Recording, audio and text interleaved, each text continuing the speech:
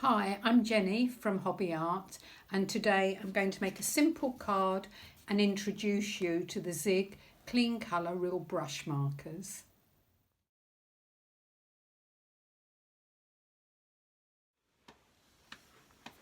So I've chosen a beautiful sketchy stamp this afternoon to introduce the clean colour, and this is Jean's Flowers CS207D Hobby Art stamp.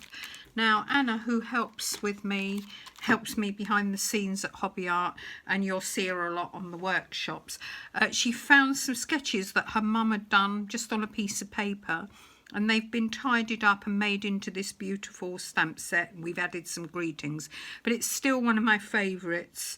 I just love it for watercolouring. So this is Jean's Flowers, Jean being Anna's mum. So let's get started.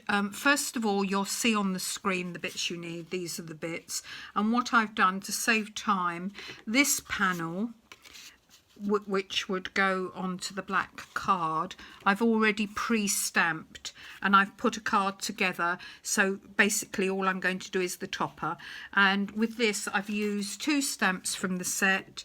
As you can see, I've used this flower, this post thing, and one of the greetings, okay, as well as the main flower.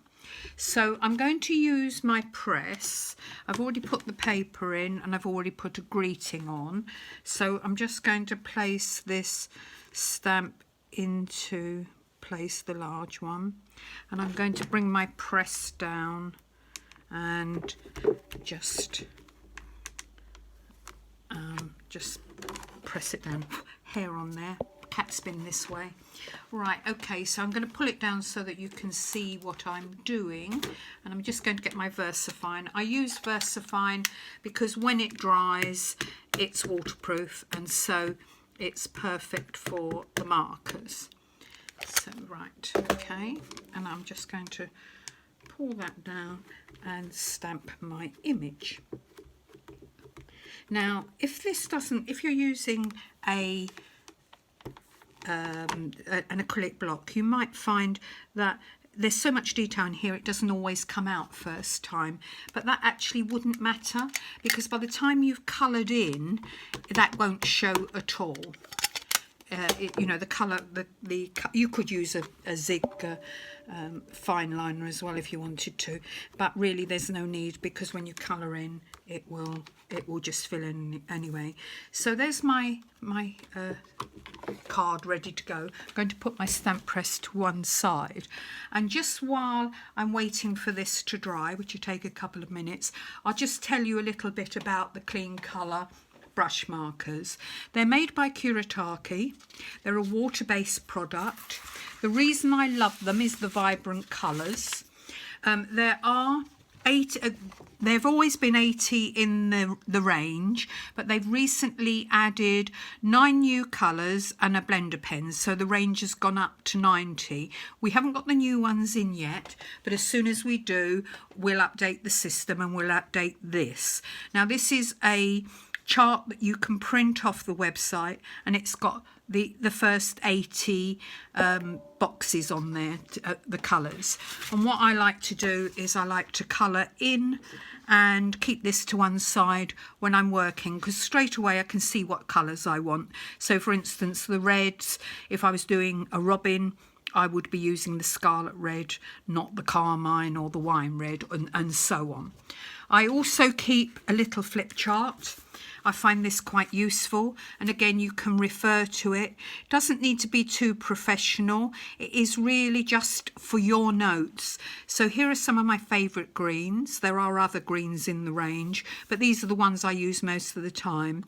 So I put the darker ones, and then I've used the yellow green to pull them down so I can see at a glance what sort of colours I'm going to get.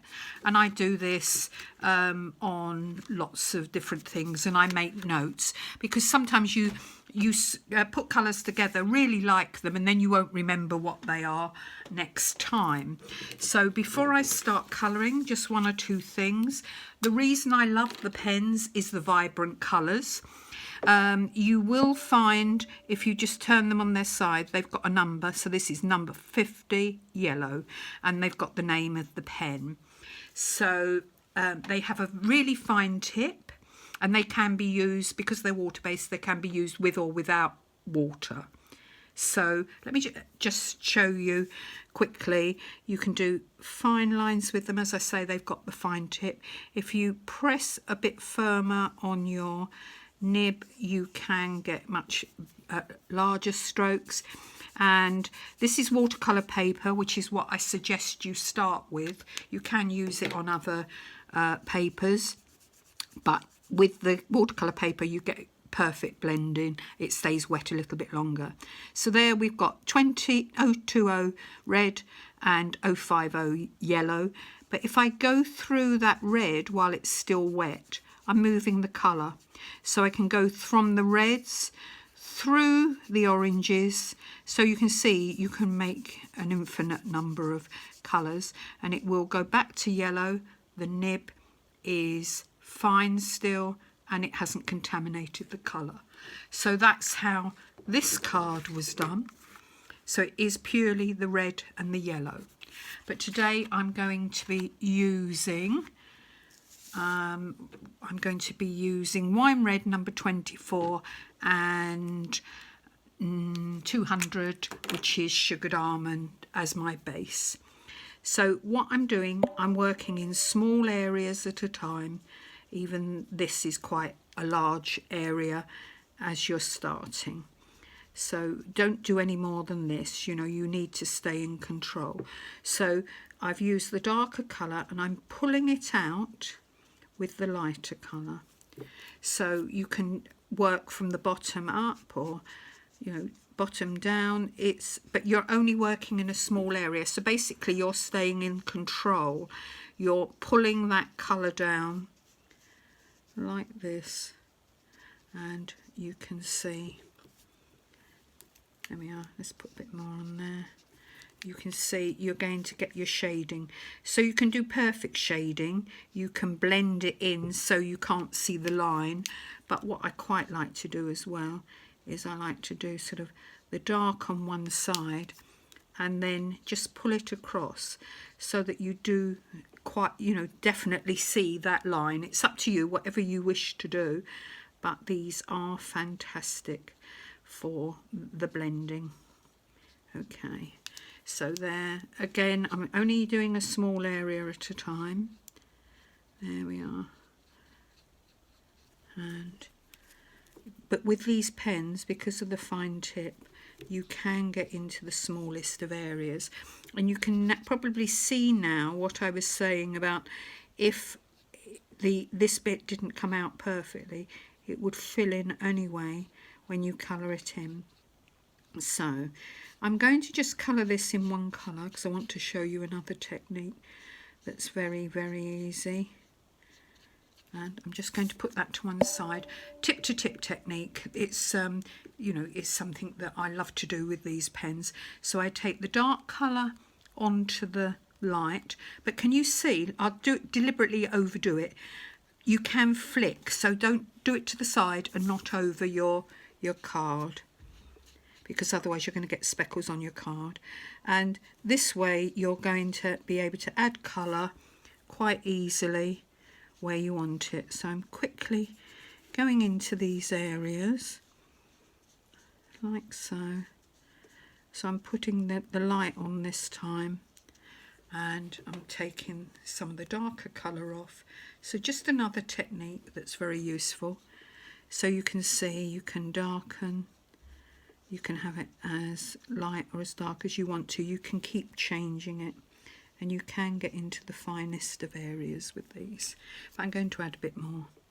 So I'm just, and even when it's wet, you can add colour on top, as you can see here. Not doing too much in one go, but just pulling my colour across. So whatever effect you want, that's what you can get. Don't be scared about leaving an odd bit white either. That that adds to it. Okay, so a little bit more colour on there and on there, and then we'll just blend it out. Each one I do will be slightly different. That's the joy of it. I'm now going to use a yellow, but that is actually quite stark, quite bright. So I'm just going back in with the 200 sugared almond and just mute it down a bit. Now this can be leaves or it can be flowers. Today it's just going to be flowers. Okay, so do put the lids on in between working. Don't land up with sort of 20 on your table open, because they will dry out. Right, so now I'm using number 44, which is deep green, and number 53, which is yellow green. So by putting a bit of the darker green on, I can pull the colour out with the lighter. So you get an infinite number of shades. So if you want to do the technique tip to tip, then you're going to get a mid-green like this, but obviously it will come back to its own colour, and that's quite nice. It gives you that beautiful variety, and I quite like deliberately sort of going over bits like this. It gives you that nice watercoloured effect. Okay, so deliberately going over the lines there and just adding a bit of colour. Artistic license, it's up to you. I've also got an olive green there, so we just go in with that as well and add a little bit of colour. And again, you can blend it out with your lighter colour if you want to, and again you can mix tip to tip. So there we go, quite easy, very quick. These will go into the finest of areas, and as I say, if you just want to go over a few lines, that I think adds to it, but that's up to you. And last but not least, I will be doing a lot more tutorials using the cling colour, so I will give you lots more ideas as you go along. This is only one way of using them. It's my favourite, one of my favourite ways, but there are lots of ways of using them. Just missed a bit there, look, just fill in that bit.